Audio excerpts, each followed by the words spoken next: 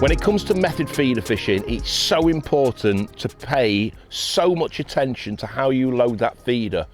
There's two kinds of feeders that I stick to that work regardless of the terrain, and that's a flatbed method feeder and a hybrid feeder. Now these are so unique but so effective depending on the venue that you're at. Right from your small commercials where you may be casting a method feeder up to an island or underarming a little feeder down the edge for all sizes of small match carp, right up to your big open reservoirs, it's really important to choose the correct feeder. But let's talk about how to actually load the feeder. In a separate video, I'm going to do a talk on your feeder choice. But actually loading the feeder is first and foremost. The beginning of the story, without doubt, is getting your bait right. So in order to actually get the best out of your presentation and increase the chance of catching more and bigger fish, you have to load that feeder correctly. So I've prepped up 3 kinds of bait, which is my go-to plan really. Regardless of the venue I go to, I always take these 3 baits with me. So first of all, we've got trusty old pellets. They've been soaked up the night before. And the reason why I'm talking about the bait is it's the beginning of the story. If you do not get your bait right, your feeder and your presentation and how you load that feeder up is seriously affected, but more importantly, how it actually works underneath the water, which at the end of the day is the principle of what we're trying to achieve as anglers, is get our presentation right and give the fish a reason to come in, suck up the particles, and hopefully you'll hook bait at the same time. So attention to detail with your bait is so important. You see, I've prepped up my pellets, and I've done them the night before, but actually when I finished prepping them up, I put them into a container with a lid on. It's a rainy day today. I don't want any excess moisture getting into these pellets. They're perfect as they are. And if they're in that tub with a lid on, they're going to remain like that throughout the whole duration of the session. Whether I'm pleasure fishing or match fishing, that is so important. So we've got trusty old pellets there. In the other tub, I've got a mixture of pellets and ground bait. I use a fish meal based ground bait, a really nice, strong, pungent fish meal ground bait. That adds attractants within the mix, but also it retains that texture throughout the whole duration. So I'd say I've got 50% micro pellets, exactly the same micro pellets as what's in here, but with ground bait. And you can actually see that it's quite dry. Now the interesting thing is, in order to get the best out of loading the feeder, you have to get your bait right. So a lot of people would look at that and think that's quite dry, but don't forget you're compressing it all into a feeder. So you can imagine that's going into a feeder. If I squeeze that into a ball like that, it's just got enough moisture for everything to bind together into a nice rock solid ball. But if I then just break it down, look how easy it just separates and becomes back to its original state. That's so important. What you don't want to do that and it end up being clumpy, because there's too much moisture, and as a result, when you're actually loading a feeder, it's actually slowing the process down of what you're trying to achieve, which is you're wanting to release that hook bait quite quickly. And in the other tub as well, I've got just pure ground bait. On your smaller commercials where you're chucking a flatbed method feeder up to an island, just ground bait on its own is so effective, because in a way you're aggravating the fish to take your particle hook bait, because within the feeder the only particle that's there for them to feed on is your hook bait. You've got the ground bait creating that cloud, that attractant within your, let's say, your focal point, your feeding zone, and it really does catch fish very, very quickly. And for that reason, because we've got 3 different mixers, 3 different baits, you need to load your feeder, but more importantly, use the right feeder for the right mix. So let's talk about a hybrid feeder first of all. Now, first of all, without a doubt, if someone would say to me, you can only use one feeder for the rest of your life for method feeder fishing, it would be that every single time. Why? Well, the reason is it's got walls, and the walls help protect the bait, which in turn, you can imagine when that feeder's on the bottom, it's retaining that bait within the walls for a longer period of time. Your hook bait, what happens though, when you actually load the feeder correctly, and I'm going to show you exactly what to do, rolls away quite quickly.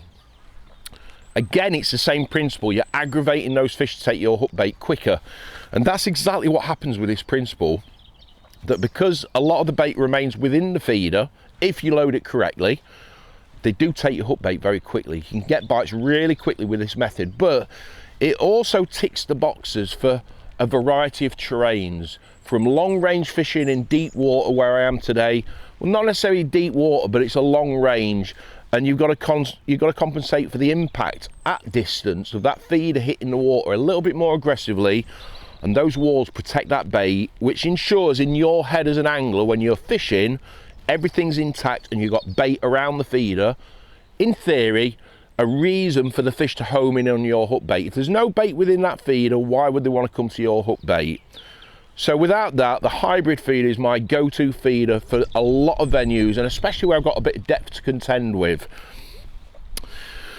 Now let me show you how to actually load the hybrid feeder up. When it comes to the hybrid feeder, because the walls are protecting the bait, I generally just use pellets, because what I want is when I compress those pellets into this feeder, I want the air caught between those pellets to help push out the hook bait. What you find is when you use ground bait and pellets with a hybrid feeder, it really does slow that process down, which sometimes is a good thing. If you're on a venue where you might be fishing for 20-25 minutes before you get an actual bite, and this happens a lot in the winter months, adding ground bait to your pellets retains the bait for a longer period of time within that feeder. So there are ways of actually customizing your mix and tailoring your mix, dictated by the terrain or the environment or the elements that you're faced with. So I've got some micro pellets here,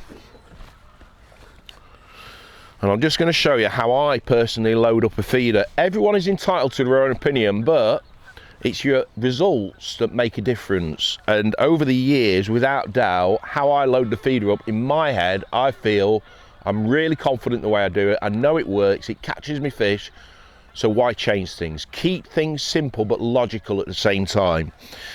So what I'm going to do is I'm going to create what we call a flat table. And because these pellets are soft and spongy, I'm compressing them into a feeder, but when the water gets into that feeder, when the feeder hits the bottom, they will naturally want to expand and push that hook bait out. So I'm kind of like compressing them down. And I do 2 or 3 loads and create a completely flat table like so. That is so important. That's your base. So even if you're sat there for long periods of time waiting for a bite, that bait is remaining in that feeder or very close to that feeder because I've pressed it in nice and hard, and that ticks all the boxes for the feeder hitting the surface more aggressively at a longer range, at a longer distance, but also it means in my head I know I'm fishing efficiently on the bottom. That's the base. Now, it's really important to actually create a flat table, in my opinion, because my next step then is not to push the hook bait in. All I'm doing is I'm pressing the hook into the mix. And as a result, you can see the actual hook bait sticking out nice and proud now. So when that goes in the water, the hook bait is one of the first particles off the mix to actually come off the feeder. And you can see, because of the pellets and the colours of the pellets, what I've done, I've turned them in a little like green, which blends really well with the average colour of the water, especially in the warmer seasons from March, April onwards, when all the algae blooms start to take place within the water, natural organisms start to take place. It really does help pronounce the colour of your hook bait, but it blends with the environment. Green is such a great natural colour, and I'm a big believer in that. So that's my next step. What I don't want to do is do not push your hook bait in, because if you push your hook bait in, it's harder for your hook bait to disperse from the feeder. It's all right if a carp comes up and sucks all the bait up, but it's very rare that happens. We're talking about venues where fish have seen it all before. They're very clever. And often is the case that the fish will come up and feed on the particles around the feeder, but not in the feeder. And that's why I want my hook bait to actually roll away from the feeder. So for that reason, I do not push my hook bait into the mix. I just push my hook in. And I always want my hook bait at the bottom third of the feeder because of the weight process, weight principle. Where I'm wanting to cast that feeder a little bit further out, I want weight at the bottom of the feeder. That gives me accuracy and added distance. Right, the next step is putting a cap on. And this is why it's so important to get the texture of your bait right, because if it's not right, you end up pressing your mix too hard, and as a result you push the hook bait back into the mix, which is defeating the whole object, as I've already explained. So a very small amount of bait, and all you do, and this is why you've got to press the hook in to stop the hook bait rolling out at that point, and all you do is you press the feeder down into the mix, and see how they've stuck onto the top there, but very gently. Now what I'm going to do now is I'm going to massage the pellet around the hook bait. I'm not going to press down yet.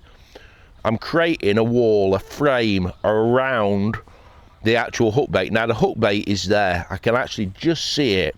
So all it needs now is one squeeze and reshape it, and that's it, all nice and done. Now my theory is some of that bait, if not all of that cap, comes off on the surface, but I think that's a good thing.